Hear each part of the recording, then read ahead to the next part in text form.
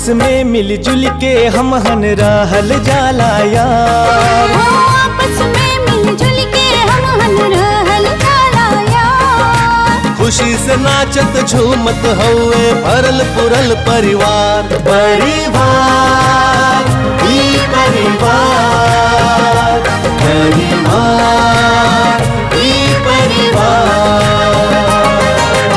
आपस में मिलजुल के हम हन रहल जाला यार। आपस में मिलजुल के हम हन रहल जाला यार। खुशी से नाचत झूमत हउए भरल पुरल परिवार। परिवार ही परिवार, परिवार ही परिवार।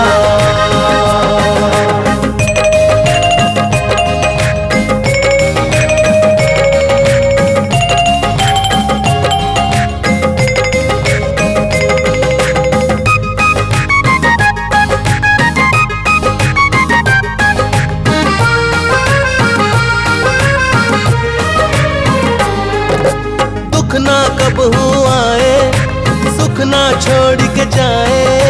नजर के होके ना लागे कि राम करे हो जाए।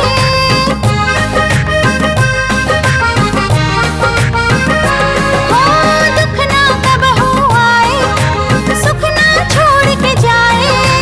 नजर के होके ना लागे कि राम करे हो जाए।